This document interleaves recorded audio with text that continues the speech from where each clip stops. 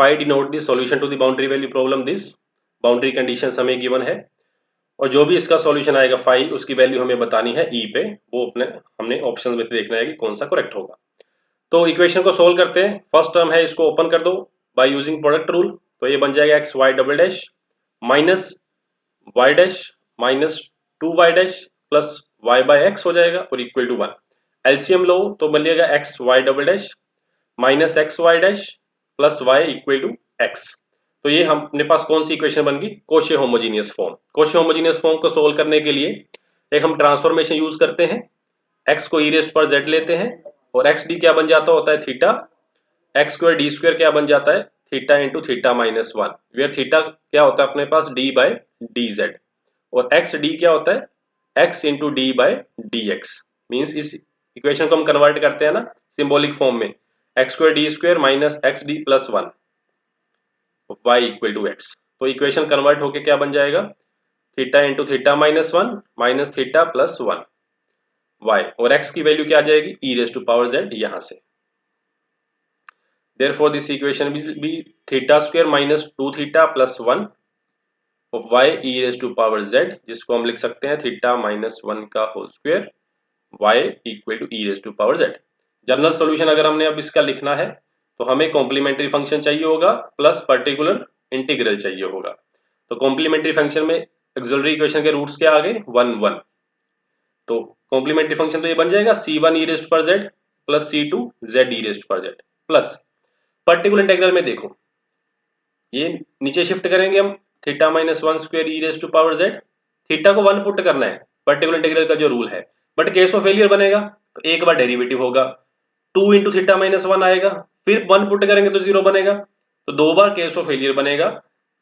तो ये क्या बन जाएगा z square by 2 e raise to power z. तो इसको लिख रहे हैं हम direct z square by 2 e raise to power z. तो इसी को अगर हम एक्स में कन्वर्ट करते हैं तो क्या मिलेगा c1 e raise to sorry c1 x plus c2 x log x। यहां पे कैसे? क्योंकि अगर x ई रेस्ट पर z है तो z कितना होगा log x, ठीक है। प्लस ये क्या बन जाएगा, ये बन जाएगा log x का स्क्वायर अपॉन 2 इंटू एक्स, ठीक है। अब बाउंड्री कंडीशंस पुट करते हैं। फर्स्ट तो y की वैल्यू 0, c1 x को पुट करने जा रहे हैं 1, यहाँ x को 1 पुट करेंगे तो log 1 0, यहाँ भी log 1 0, तो मिला 0, ले दे के अपने पास c1 कितना आ गया 0, ठीक है। मतलब ये वाला पार्ट तो कैंसिल हो गया, c1 0 ही बन गया। सेकंड कंडीशन पुट करते हैं ई रेस्ट पर 4, x को ई रेस्ट पर 4 पुट करेंगे अगर तो ये c2 E raised to power 4 और यहाँ भी ई रेस्ट पर 4 पुट करेंगे तो 4 आगे आएगा और log ही 1 हो जाएगा, प्लस यहाँ भी 4 आ गया तो 16 बाई 2 8 बन जाएगा इंटू ई रेस्ट पर 4 बन जाएगा, ठीक है।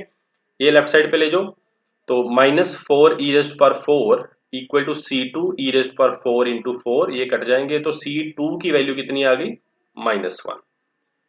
क्लियर? तो ये दो वैल्यूज अपने पास आ चुकी हैं। अपने पास सॉल्यूशन क्या बन गया particular minus x log x plus log x का स्क्वायर अपॉन 2 इंटू एक्स। ये अपने पास सॉल्यूशन बना है, जो पूछा गया था अब आंसर देंगे। x को e पुट कर दो माइनस ई log e 1 हो गया प्लस फिर log e की वैल्यू 1 तो ये 1 by 2 into E, minus E plus E by 2 is minus E bye 2, तो minus E by 2 that means first option इसके लिए अपना आंसर रहेगा। तो क्वेश्चन थोड़ी सी कैलकुलेशन मांग रहा था, ज्यादा लेंथी क्वेश्चन नहीं था। अगर 3 मार्क्स में क्वेश्चन ऐसा मिल रहा है जिसका पता है कि सिर्फ सोल्व करना है और आंसर आ जाएगा तो क्वेश्चन अच्छा था, करने लायक था। Next question, second question, consider the initial value problem. हमें इनिशियल वैल्यू प्रॉब्लम गिवन है एक और इनिशियल पॉइंट गिवन है। देन इसके बारे में दो स्टेटमेंट्स है नीचे, कौन सी स्टेटमेंट ट्रू होगी कौन सी नहीं, मोर देन वन सॉल्यूशन के ऊपर बात की गई है। तो इनिशियल वैल्यू प्रॉब्लम का क्वेश्चन देखते ही हमें पिकार्ड्स थ्योरम के ऊपर बात करनी चाहिए। सबसे पहले पिकार्ड्स थ्योरम के अकॉर्डिंग अगर y डैश इक्वल है सम फंक्शन ऑफ y के और इनिशियल पॉइंट अगर हमें y of x not equal to y not given हो, देन इस इक्वेशन का सॉल्यूशन एग्जिस्ट कब करता है और यूनिक कब होता है? अगर ये सामने वाला फंक्शन कॉन्टिन्यूअस प्लस बाउंडेड है, कहां पे? Around x not y not plus sufficient condition अगर लें तो अगर del f by del y या curly f by curly y exist कर रहा है और बाउंडेड है around x not y not, then इस इक्वेशन का यूनिक सॉल्यूशन एग्जिस्ट करेगा, पक्का सॉल्यूशन एग्जिस्ट करेगा और वो यूनिक होगा।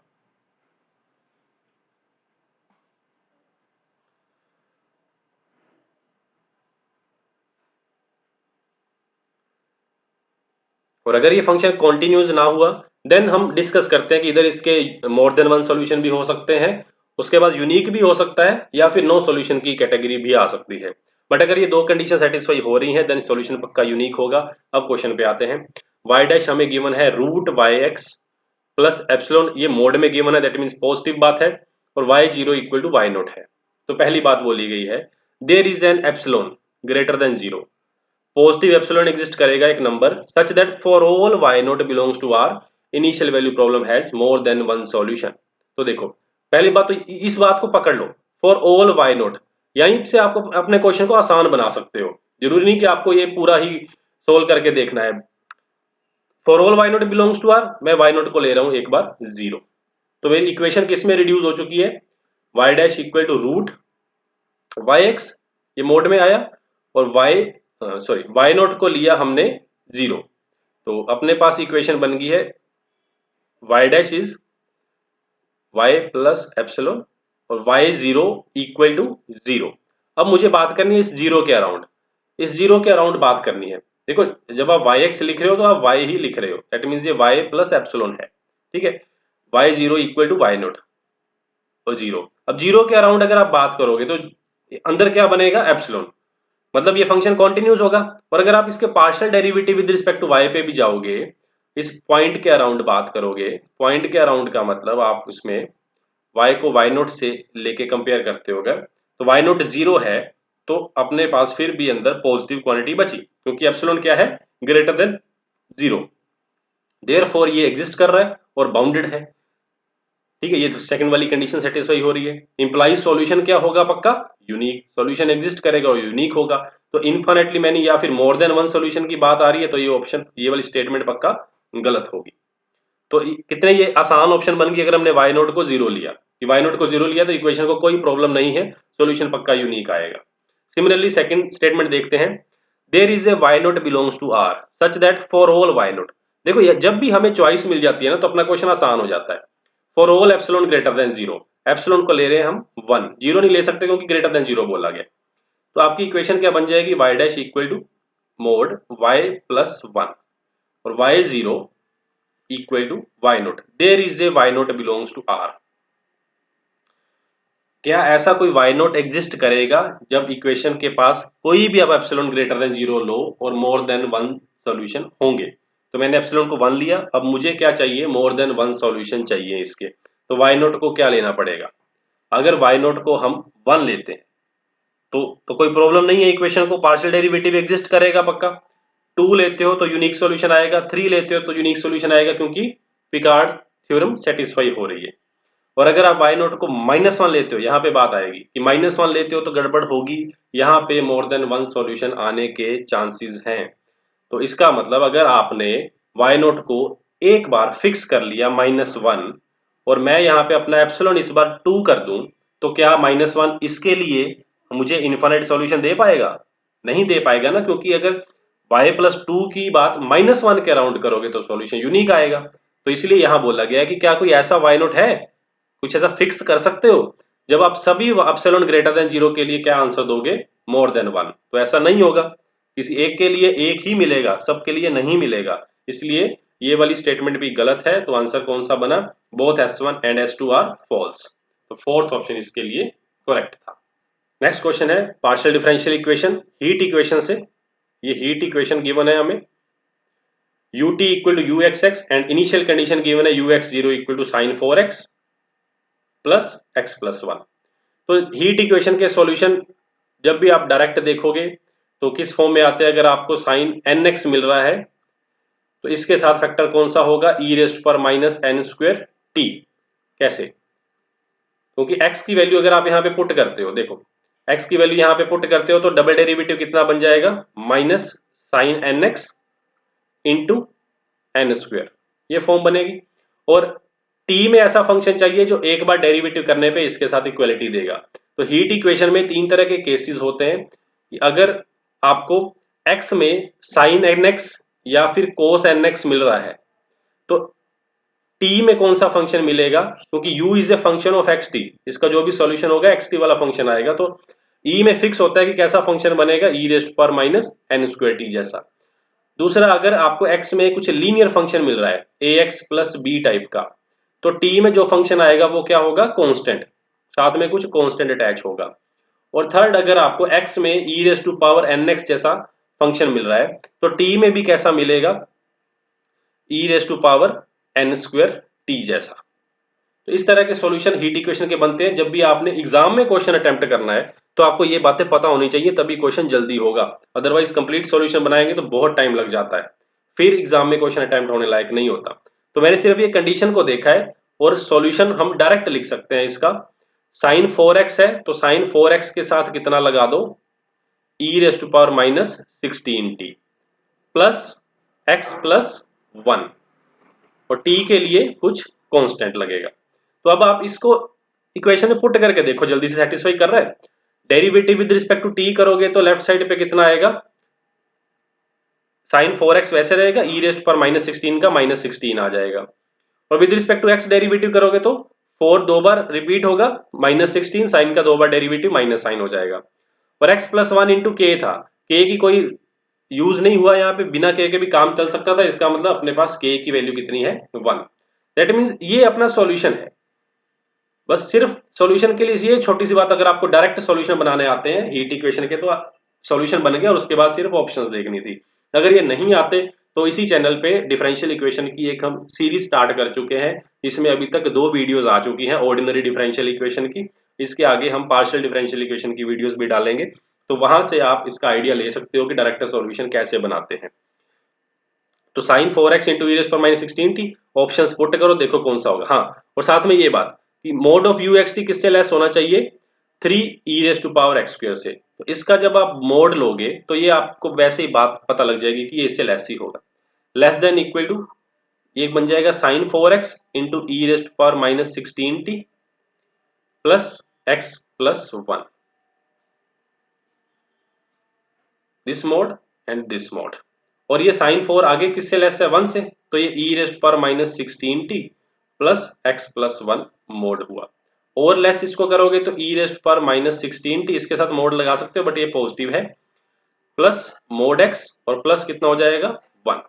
तो ये ले दे के ये मोड अपने पास ये बना है, और इधर कितना है 3 e raised to power x square. और t देखो, t यहाँ पे ग्रेटर देन 0 है, इसलिए ये वाली क्वांटिटी लेस देन होगी 1 से। t क्योंकि पॉजिटिव गिवन है तो e रेस्ट पर माइनस में आंसर लेस देन 1 आएगा। और 3 ई रेस्ट पर एक्स स्क्वायर को जब आप ओपन करते हो तो क्या होता है, 1 प्लस एक्स स्क्वायर प्लस इसकी पावर 2 होके 4 हो जाएगा upon 2 factorial up to this. तो ये स्टार्टिंग ही हुई 3 से और आगे वाली सारी टर्म कैसी है, पॉजिटिव, तो ये ग्रेटर क्वांटिटी होगी इससे। इसका मतलब ये सॉल्यूशन पक्का लेस है 3 e raised to power x square से। ठीक है, ये ऑब्जर्व कर सकते थे हम। तो ये अब सॉल्यूशन है फर्स्ट ऑप्शन, x को पाई बाय 8 पुट करो तो साइन 4 इंटू पाई बाय 8, मतलब ये साइन पाई बाय 2 हो गया विच इज 1। t को कितना पुट करना है 1, तो e raise to power minus 16 plus, फिर यहाँ पे माइनस पुट किया और x की वैल्यू पीछे भी पुट करेंगे, पाई बाय 8 प्लस 1 प्लस, अब माइनस पाई बाय 8 पुट करोगे x को तो यहां हो जाएगा माइनस 1 इंटू ई रेस्ट पर minus 16 minus pi by 8 plus 1। तो pi by 8 cancel, E raised पर माइनस 16 भी कैंसिल, बचा कितना आंसर 2। और यही इसका आंसर था, फर्स्ट ऑप्शन ही हमें मिल गई, ये करेक्ट है। बस क्वेश्चन है let u x t be the solution of initial value problem this and u not given है हमें R to R is a arbitrary C1 class function. C1 class function मतलब ये कॉन्टिन्यूस है और इसका फर्स्ट डेरिवेटिव भी continuous है। आगे कुछ स्टेटमेंट्स गिवन है जिसको हमें बताना है ट्रू है या फॉल्स है। तो हम पहले सॉल्यूशन निकालते हैं इसका, जैसे हम लाग्रांज इक्वेशन को सोल्व करते हैं, dx बाय 2024 dt बाय 1 हो जाएगा और du बाय 0। du बाय 0 से हमें मिल जाएगा u equal to C1 and second characteristic is x minus 2024 t equal to C2। Therefore general solution is u equal to any arbitrary function x minus 2024 into t. ठीक है, तो ये अपने पास general solution आ गया। अब आगे पढ़ते हैं। इनिशियल कंडीशन गिवन है u x zero equal to u not, तो इनिशियल कंडीशन पुट करते हो अगर तो यू नोट एक्स बन जाएगा, टी को जीरो पुट किया फाई ऑफ एक्स। इसका मतलब जो अपना जनरल सॉल्यूशन है वो पर्टिकुलर जाके क्या बन गया, you naught x minus 2024 into T. तो ये अपना गिवन इनिशियल वैल्यू प्रॉब्लम का सॉल्यूशन आ गया। हाँ जी, अब ए टी एक सेट बनाया गया, वो वाले एक्स लिए गए, सारे रियल इकट्ठे किए गए जहां पे u की वैल्यू क्या होगी, लेस देन 1। मतलब वो सारे x जहां पे u लेस देन 1 आंसर दे रहा है उस सेट का नेम ए टी दे दिया गया। और mod of a t denotes the Lebesgue measure of a t for all t greater than equal to 0। कि टी को कुछ भी पुट करते रहो तो ए टी का जो मोड है वो लिबेग मेजरेबल सेट होगा, तो उसका लिबेग मेजर शो करेगा। तो अब हमें बात करनी है कि क्या ए टी का जो लिबेग मेजर है वो ए नोट के इक्वल आएगा, मतलब टी को जीरो पुट करने पे जो सेट बनेगा दोनों का लिबेग सेम होगा। ये बात हमें करनी है। देखो अब इनमें डिफरेंस क्या होगा, जैसे C1 क्लास फंक्शन दे रखा है तो इसको पहले एक एग्जांपल से समझ लो कि यू नोट एक्स को अगर हम साइन एक्स लेते ना, सपोज ये साइन एक्स होता अपने पास, तो यू एक्स टी सोल्यूशन क्या बन जाता, sine x minus 2024 into t. और यहाँ पे बोला गया था for all t greater than equal to 0। अगर हम टी को 0 लेते हैं तो अपने पास सेट कौन सा आया, u x t equal to sine x. T को अगर 1 लेते हैं तो अपने पास सेट सॉल्यूशन क्या बना, साइन एक्स माइनस 2024। 2 लेते हैं तो वही आगे बढ़ जाएगा। तो इन सॉल्यूशन में डिफरेंस क्या आएगा, अगर आप टी की वैल्यू पर्टिकुलर फिक्स कर रहे हो, यहाँ पे 0 लिया था, यहाँ पे 1 लिया, तो शिफ्टिंग हो रही है, सिर्फ सॉल्यूशन में शिफ्टिंग हो रही है, साइन एक्स से साइन एक्स माइनस 2024 टी बन गया। तो ये लेस देन 1 कहाँ पे होगा, अगर हम फर्स्ट वाले की बात करें तो लेस देन 1 कौन से पॉइंट्स पे आएगा, मतलब हमने 1 वाले पॉइंट छोड़ने, सारे रियल्स आ जाएंगे, बीच में से हम कौन से पॉइंट माइनस कर देंगे, π/2 5π/2 वाले, ये पॉइंट हटा देंगे जितने भी होंगे, तो वो सारा सेट आ गया। और इधर से 1 कहाँ पे बनेगा, कौन सी x की वैल्यू के लिए, अगर आप x को 2024 प्लस π/2 लेते हो तो वहां पे 1 बनेगा, या 2024 प्लस 5π/2 लेते हो तब जाके 1 बनेगा, इस तरह से। तो जब भी आप सभी t के लिए बात करोगे for t greater than equal to 0, तो आप क्या देखोगे कि जितने भी इस सेट के पॉइंट्स आएंगे, और जब आपने t को 0 पुट किया उन पॉइंट्स में डिफरेंस क्या होगा, सिर्फ शिफ्टिंग द ओरिजिन का। अगर ये 2024 प्लस π/2 है तो अकेला π/2 माइनस किया और बाकी सारे पॉइंट सिर्फ शिफ्ट हुए हैं। और जब शिफ्टिंग की बात हो तो अगर सेट A लिबेग मेजरेबल हो तो A प्लस के भी लिबेग मेजरेबल होता है और दोनों का लिबेग मेजर सेम आता है। तो ये इसमें की पॉइंट था कि अगर आप t को 0 पुट कर रहे हो और सभी t रख रहे हो तो सिर्फ शिफ्टिंग का काम होगा, इसलिए दोनों सेट का जो लिबेग मेजर है वो सेम होगा। ठीक है, आगे सेकंड ऑप्शन थी, if u naught is a Lebesgue integrable for all t greater than 0 then u x t भी लिबेग इंटीग्रेबल होगा। देखो पूरे का पूरा सॉल्यूशन डिपेंड किस पे कर रहा है, यू नोट के ऊपर। ये भी सारा किस में आया है आंसर, यू नोट में। तो अगर यू नोट लिबेग इंटीग्रेबल फंक्शन दे रखा है तो यू एक्स टी भी तो यू नोट के ऊपर डिपेंड कर रहा है, तो ये भी लिबेग इंटीग्रेबल फंक्शन होगा। इसलिए सेकंड तो डायरेक्ट रिजल्ट से ही ट्रू हो जाता। तो दोनों स्टेटमेंट इसके लिए ट्रू है, आंसर क्या बन जाएगा, both S1 and S2 are true, first option. ठीक है जी, तो नेक्स्ट क्वेश्चन पे आते हैं। नेक्स्ट क्वेश्चन आसान क्वेश्चन है और इंपॉर्टेंट सा भी है।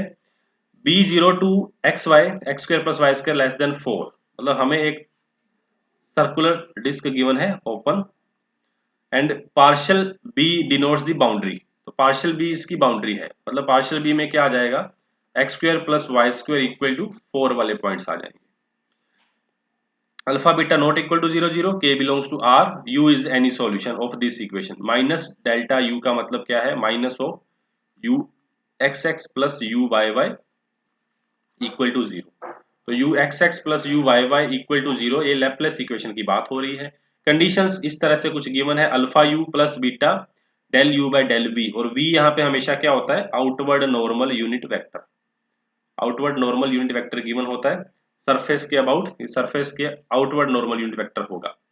तो आगे कुछ बातें पूछेंगे, पहले हम इस प्रॉब्लम को थोड़ा डिस्कस कर लें कि जब भी हमें कंडीशन इस फॉर्म में गिवन हो, alpha u plus beta del u by del v equal to some function, तो इसमें कुछ केसेस होते हैं कि अगर अल्फा 0 हो तो ये प्रॉब्लम कौन सी बन जाती है, न्यूमन बाउंड्री वैल्यू प्रॉब्लम। और अगर बीटा 0 हो तो ये डिरिचलेट बाउंड्री वैल्यू प्रॉब्लम। और अगर अल्फा बीटा दोनों ही अपने पास नॉन जीरो हैं तो ये मिक्स्ड बाउंड्री वैल्यू प्रॉब्लम बन जाती है। यहाँ पे अल्फा 0 तो बीटा हम ले रहे हैं नॉन जीरो, वैसे भी यहाँ पे गिवन है कि साइमल्टेनियस जीरो नहीं हो सकते। बीटा 0 है तो अल्फा क्या ले रहे हैं, नॉन जीरो, दोनों नॉन जीरो है तो मिक्स्ड बाउंड्री वैल्यू प्रॉब्लम। तो डिरिचलेट प्रॉब्लम हो तो इसका सॉल्यूशन क्या मिलता है हमें, यूनिक। ठीक है। और न्यूमन बाउंड्री वैल्यू प्रॉब्लम का solution under some condition infinitely many solution निकलते हैं, और वो कंडीशन क्या है अभी हम डिस्कस करेंगे। तो पहले ऑप्शंस पे आए, स्टेटमेंट्स पे आए। S1 गिवन है कि बीटा इक्वल टू 0, बीटा अगर 0 है तो ये डिरिचलेट प्रॉब्लम बनेगी। Then there exist some point x0 y0 in B02, मतलब इस इंटीरियर के अंदर कोई ना कोई पॉइंट एग्जिस्ट करेगा such that mode of you ये इसके इक्वल होगा।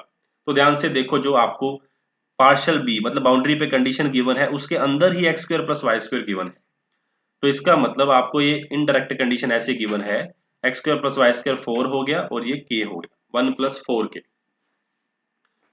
मीन्स ये जो कंडीशन आपको मिल गई है बीटा अगर आप 0 ले रहे हो तो अल्फा यू किसके इक्वल हो गया, 1 प्लस 4 के इक्वल हो गया, और ये बाउंड्री कंडीशन सेटिस्फाई कर रहा है। अब बस यहाँ पे थोड़ा सा ये सोच लो कि अगर हम यू एक्स वाई को 1 प्लस 4 के अपॉन अल्फा ये सॉल्यूशन ही लेट करके चलते हैं तो क्या ये इक्वेशन को सेटिस्फाई करेगा। पुट करोगे तो क्या हो गया, कांस्टेंट है, डबल डेरिवेटिव 0, डबल डेरिवेटिव 0, मतलब यही एक्चुअल में सॉल्यूशन भी बन गया और बाउंड्री कंडीशन भी सेटिस्फाई कर रहा है। और हम कह रहे हैं कि सॉल्यूशन यूनिक आएगा तो फिर सॉल्यूशन भी यही होगा। अगर सॉल्यूशन कांस्टेंट है तो अंदर बाहर सारे पॉइंट्स पे सेम ही आंसर देगा। तो x not y note there exist क्या, सारे पॉइंट्स पे ये क्या होने वाला है, इसी के इक्वल। जब आप मोड करोगे तो यही बन गया, इसलिए फर्स्ट वाली ऑप्शन पक्का ट्रू है। तो इसमें ये पॉइंट था कि आप x square plus y square को 4 लेके चल रहे थे। सेकंड है इफ अल्फा 0, पहले तो देखो अगर अल्फा 0 तो ये पॉइंट कट गया, अल्फा 0 है तो के इतना होगा। देखो अल्फा 0 तो ये कौन सी प्रॉब्लम बन जाती है, न्यूमन प्रॉब्लम। तो न्यूमन प्रॉब्लम का सॉल्यूशन कब एग्जिस्ट करता है, necessary and sufficient condition if del u by del v over the surface equal to 0 हो। सरफेस हमें क्या गिवन है, x square plus y square equal to 4। इस बाउंड्री पे इसका डेरिवेटिव का जो इंटीग्रेशन है वो 0 आना चाहिए। तो देखो del u by del v बना के अपने पास 1 प्लस 4 के अपॉन बीटा, और dx dy इसका इंटीग्रेशन 0 रखेंगे। ये क्या है, x square plus y square equal to 4। 1 plus 4 के अपॉन बीटा तो कांस्टेंट है, इनटू इंटीग्रेशन इक्वल टू 0 करोगे तो के की वैल्यू डेफिनेटली कितनी आनी पड़ेगी, -1/4। तो के की वैल्यू -1/4, ये भी ऑप्शन इसके लिए करेक्ट है। दोनों स्टेटमेंट्स ट्रू थी, both S1 and S2 are true, third option इसके लिए आंसर था। तो ये भी क्वेश्चन आसान था अगर इसको सिर्फ हम कैच कर लेते कि बाउंड्री के ऊपर क्या फिट करना है इसमें। Next question, if x1 x2 is the solution of initial value problem this and r given है हमें, then which of the following statements are true। तो r के ऊपर सारे चारों की चारों स्टेटमेंट्स r के ऊपर ऑप्शंस गिवन है, तो क्वेश्चन को इसलिए r से ही स्टार्ट करो, जल्दी करना है तो r से क्वेश्चन को स्टार्ट करो। x1 square plus x2 square given है, सिर्फ इसमें इतना काम करना था कि अगर आप एक बार differentiate with respect to t कर देते तो आपको क्या मिलता है, 2x1 into dx1 upon dt, 2x2 dx2 upon dt, और dx1 upon dt dx2 upon dt की वैल्यू आपको गिवन है, ध्यान से देखो। तो 2 तो वैसे ही कैंसिल कर दो इन सबका, x1 into minus x1 plus x2 upon e raise to power minus t, plus x2 के प्लेस पे इधर साथ क्या आएगा, -x1 minus x2 upon e raise to power minus t, और इधर है r dr by dt। r dr by dt अंदर मल्टीप्लाई करोगे x1 x2 minus x1 x2 cancel हो जाएगा, तो यहाँ पे माइनस में बनेगा x1 square plus x2 square upon e raise to power minus t, और ये वैल्यू वापस किसकी है, ये किसके इक्वल है, r स्क्वायर के upon e raise to power minus t. तो एक r भी इससे कैंसिल हो जाएगा, तो dr अपॉन कितना हो गया r, क्योंकि वेरिएबल सेपरेबल फॉर्म बन गई, और minus e raise to power t dt। तो सिंपल सी इक्वेशन बन गई थी, इसको सोल्व करना था जस्ट। तो लोग r minus e raise to power t plus c, ठीक है। अब कंडीशन देखो, x1 0 पे 1 है, x2 0 पे 1 है, 0 पुट करोगे 1 प्लस 0, तो r एट 0 कितना आ गया, 1 के इक्वल। r एट 0 1, r की वैल्यू 1, t की वैल्यू 0, तो log 1 0 माइनस 1 प्लस c, तो यहाँ पे c भी कितना आ गया, 1। देयरफॉर अपने पास जो सॉल्यूशन एक्चुअल में बन गया log r minus e raised power t plus 1, और r लिखोगे तो ई रेस्ट पर माइनस ई रेस्ट पर t प्लस 1, ये सॉल्यूशन आ चुका है r। अब कुछ भी ऑप्शन है पता कर लेंगे। t अप्रोचेस टू इन्फिनिटी करो तो कितना r की वैल्यू कहाँ पे जाएगी, और ये प्लस 1 ऊपर है, यहाँ पे कुछ अलग ना दिख जाए, ई रेस्ट पर माइनस ई रेस्ट पर t प्लस 1, ये पावर में है प्लस 1, ठीक है। t अप्रोचेस टू इन्फिनिटी करोगे तो ई रेस्ट पर माइनस इन्फिनिटी बनेगा और कितना आ जाएगा, 0, इसलिए फर्स्ट ऑप्शन पक्का करेक्ट है। r एट log 2 देख लो कितना बनेगा, r एट log 2 पुट करोगे जब e से log कैंसिल, माइनस 2 प्लस 1, तो माइनस 1, ई रेस्ट पर माइनस 1, इसका मतलब सेकंड ऑप्शन भी ठीक है, थर्ड पक्का गलत हो गया। अब तो फोर्थ, अगर इसको ई रेस्ट पर टी से मल्टीप्लाई करते हो, ई रेस्ट पर टी से मल्टीप्लाई किया अगर, तो ये हो गया ई रेस्ट पर टी, इसको नीचे ले आओ तो ये बन जाएगा e raised to power 1 minus minus 1 plus e raised power t, ये बन जाएगा। और इसकी limit t approaches to infinity, infinity by infinity form बन गई, डेरिवेटिव करोगे ऊपर नीचे, ई रेस्ट पर टी अपॉन ई रेस्ट पर टी माइनस 1, सॉरी नीचे आएगा सेम पहले तो, और ऊपर पावर का डेरिवेटिव ई रेस्ट पर टी, ये कैंसिल हो जाएगा। टी अप्रोचेस टू इन्फिनिटी पे भी कितना बन जाएगा, 1 बाई इन्फिनिटी वाली फॉर्म, और किसको अप्रोच कर जाएगा, 0। इसलिए फोर्थ ऑप्शन भी इसके लिए करेक्ट है। तो correct option first, second and fourth. तो क्वेश्चन को पिक करने के ऊपर है कि आप कैसे पिक कर रहे हो, बाकी क्वेश्चन आज आसान था, तो सी पार्ट में ऐसा क्वेश्चन अच्छा है।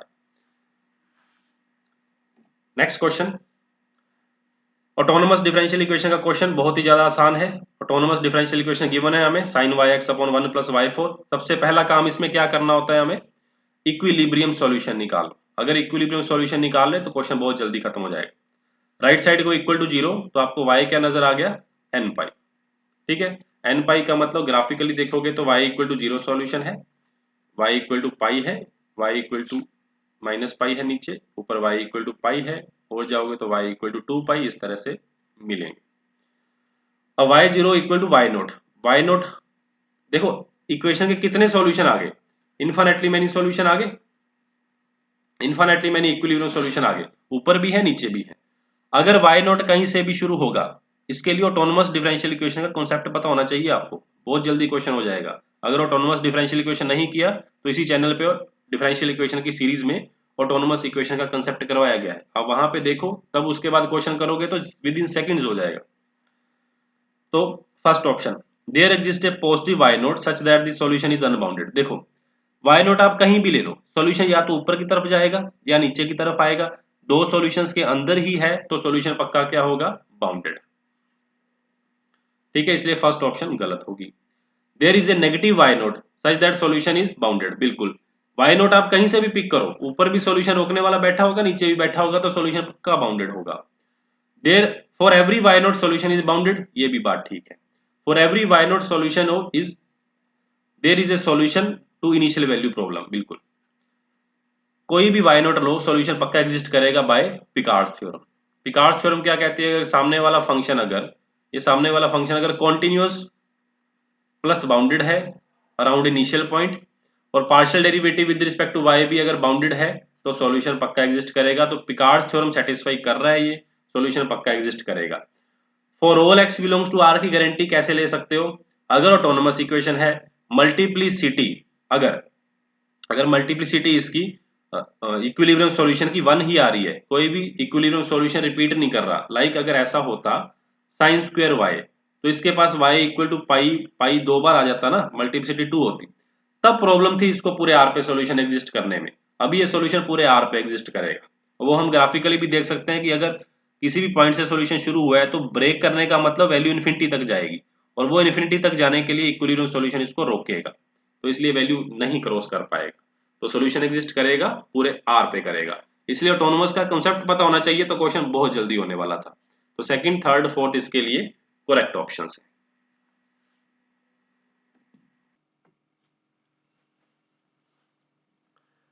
Next question, consider the initial boundary value problem, IBVP given है हमें। इनिशियल कंडीशन भी होगी इसमें और बाउंड्री कंडीशन भी होगी, और इस डिफरेंशियल इक्वेशन का सॉल्यूशन है at x equal to zero एक कंडीशन गिवन है, at t equal to zero condition given है, और हमें सॉल्यूशन की वैल्यूज निकाल के डिवाइड करके आंसर बताना है क्या होगा। तो लग्रांज मेथड वाली हेल्प से इसका हम सॉल्यूशन निकालते हैं, dx by one d t by one d u by two u. तो इसका जल्दी से सॉल्यूशन देखें पहले। एक characteristic x minus t equal to c one आ गया अगर हम इन दोनों को सोल्व करते हैं। अब फर्स्ट और थर्ड को लेते हैं तो क्या मिल जाएगा हमें, 2x minus log u equal to c two, या फिर u को हम पहले रखें तो log u minus two x equal to c two ले सकते हैं, इसको सी टू डैश बोलते हैं। देयरफॉर जनरल सॉल्यूशन लिखेंगे तो क्या बन जाएगा, log u minus two x equal to function of x minus t. ठीक है, तो ये अपने पास जनरल सॉल्यूशन आ गया। अब फर्स्ट कंडीशन अगर हम लेते हैं, u zero t equal to one plus sine t, ये लिया अगर, मीन्स हमें x को जीरो पुट करना है और u कितना बन जाएगा, वन प्लस साइन टी। तो फंक्शन में पुट करें log one plus sine T, x को जीरो पुट कर दिया, फाइव ऑफ कितना बन गया minus T. Therefore five of T कितना बन जाएगा, t को माइनस टी से रिप्लेस कर दो तो log one minus sine t. Clear. तो अब ये वाला जो फाइव अपने पास आर्बिट्रेरी फंक्शन होता है, इसकी पर्टिकुलर वैल्यू पता लगी हमें यहाँ से, ये टू से, तो टू का यूज कर लो वन में, तो हमें सॉल्यूशन क्या मिल जाएगा, log u minus two x equal to five की जगह आ गया log one minus sine t के प्लेस पे कितना आ जाएगा, x माइनस टी। क्लियर। तो log एक तरफ कर दो सारे, u over one minus sine x minus t equal to हो जाएगा 2x। तो ये u equal to e raise to power 2x into one minus sine x minus t, ये सॉल्यूशन बन गया फर्स्ट कंडीशन का अगर यूज करते हैं तो इसको रखते हैं साइड पे। अब सेकंड कंडीशन का यूज करें, u x जीरो, मीन्स इस बार हमें t को जीरो पुट करना है, तो क्या बन जाएगा, log e raise to power x cos x बन जाएगा, यहाँ पुट कर रहे हैं फर्स्ट में, minus two x equal to five of x. T को जीरो पुट कर दिया, यहाँ भी फाइव ऑफ एक्स की वैल्यू मिलेगी तो वापस पुट कर दो जनरल सॉल्यूशन में, तो log u minus two x equal to log, अब यहाँ पे थोड़ा देखो कि आप 5x को ये भी लिख सकते हो, थोड़ा सिंप्लीफाई कर दे तो जल्दी हो जाएगा, log e raise to power x plus log x minus two x. अब log ही कैंसिल हो गया, x बन जाएगा, तो ये अपने पास कितना बन गया, यहाँ पे cos x है, log cos x minus x, ये फाइव ऑफ x की वैल्यू आ गई। तो हम इसको यूज करें तो अपना क्वेश्चन थोड़ा जल्दी हो जाएगा। log cos के अंदर x minus T minus x, तो log वाले फिर एक तरफ कर दो सारे, u upon cos x minus t equal to two x, plus का हो गया उधर आके, वहां पे x बन गया। देयरफॉर u को हम क्या ले सकते हैं, e raise to power x into cos x minus t. तो ये सॉल्यूशन बन गया अगर हम सेकंड कंडीशन का यूज करते हैं, इसको ध्यान से देखना। अब जो इसमें की पॉइंट था कि फर्स्ट ऑर्डर इक्वेशन में दो कंडीशन क्यों दी गई थी, एक साथ इसको कैसे बना दिया गया क्वेश्चन को। देखो फर्स्ट कंडीशन में ध्यान से देखो कि t ग्रेटर देन जीरो है और x कितना है, जीरो, x जीरो है और t ग्रेटर देन जीरो है।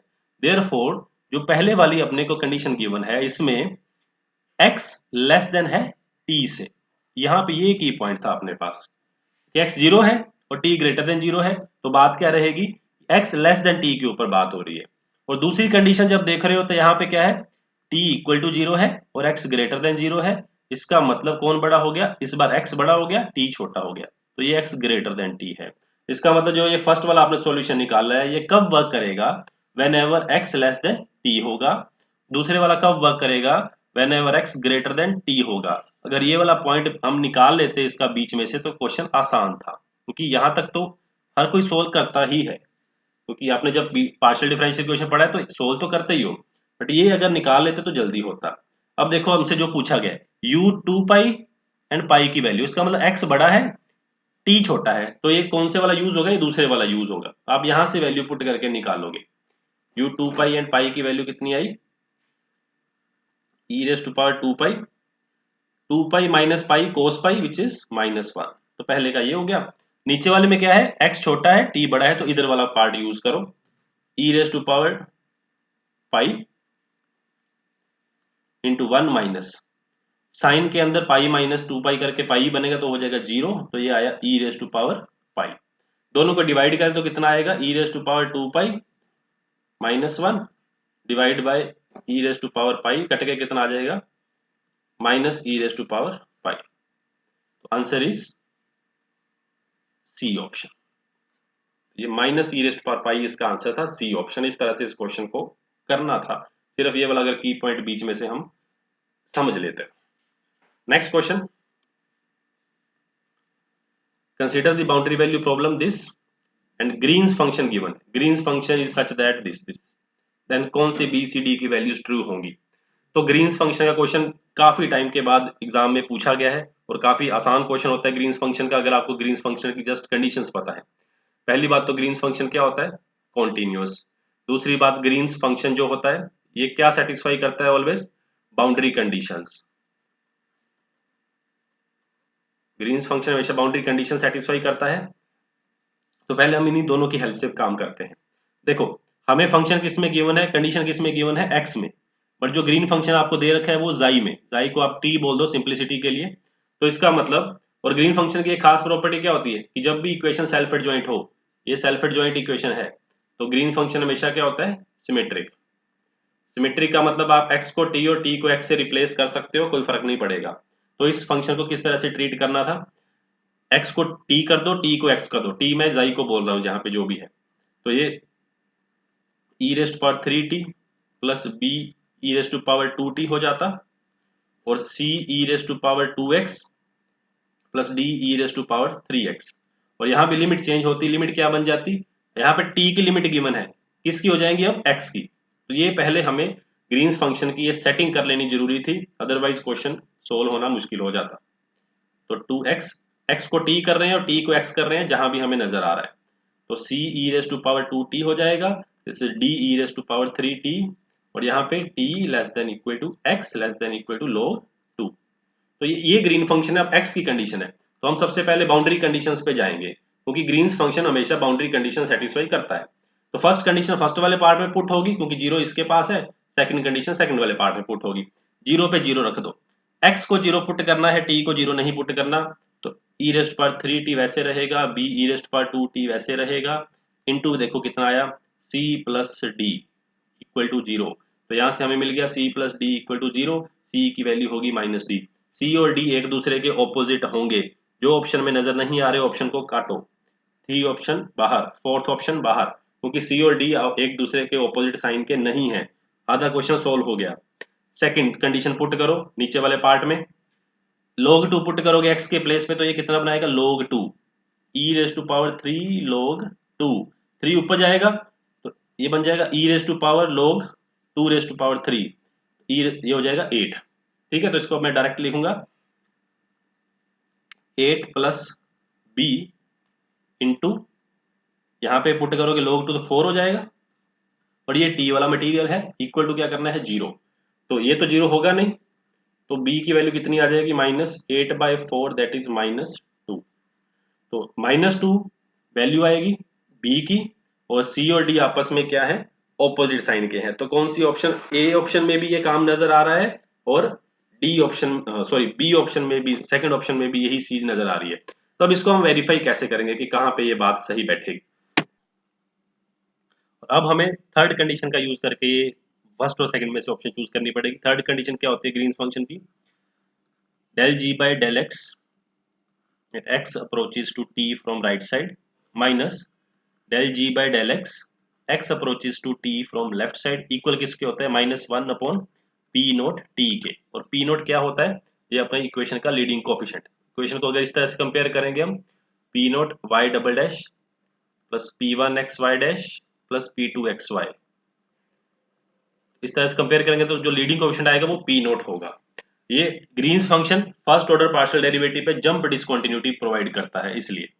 तो del g by del x करेंगे अगर हम, x approaches to t from right side, t right side किस तरफ होगा, x अप्रोचेस, x बड़ा है t से, x t से बड़ा कब होगा,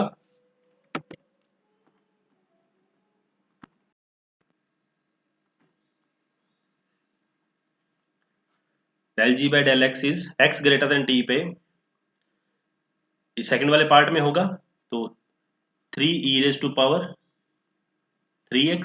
प्लस 2b e⁻²x, और ये टी वाला जो मटेरियल है ये वैसे का वैसे आएगा, इसको इसलिए लिख रहे हैं, minus del g by del x, x approaches to t from left side, जो टी वाला फंक्शन है वो वैसे ही रखेंगे, तो 2c e⁻²x plus 3d e⁻3x।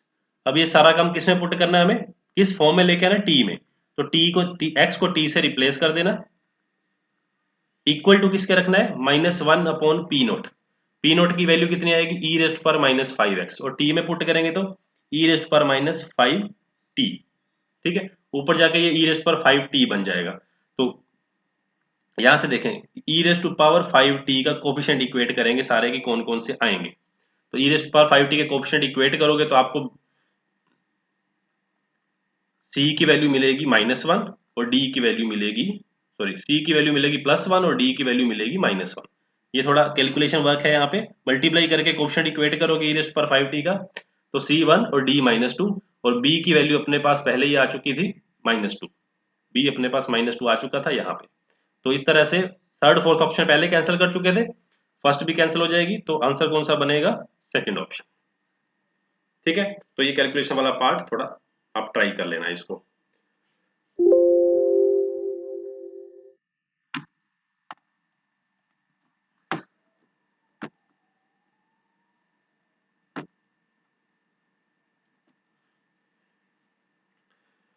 तो ये क्वेश्चंस थे जून 2024 एग्जाम में CSI या यूजी नेट में जो भी पूछे गए थे। सो इन क्वेश्चंस को आप देखिए और थोड़ा ऑब्जर्व करिए कि एग्जाम में हमें डिफरेंशियल इक्वेशन के किस तरह से क्वेश्चन देखने को मिलते हैं और किस तरह से क्वेश्चंस को हम अटेम्प्ट कर सकते हैं। डिफरेंशियल इक्वेशन को आप और अच्छे से पढ़ना चाहते हो तो इसी चैनल पे डिफरेंशियल इक्वेशन सीरीज की वीडियोस को जरूर देखते रहिए, आपके काफ़ी काम आएंगी। सो मिलते हैं नेक्स्ट वीडियो में नए टॉपिक के साथ। Okay, thank you very much.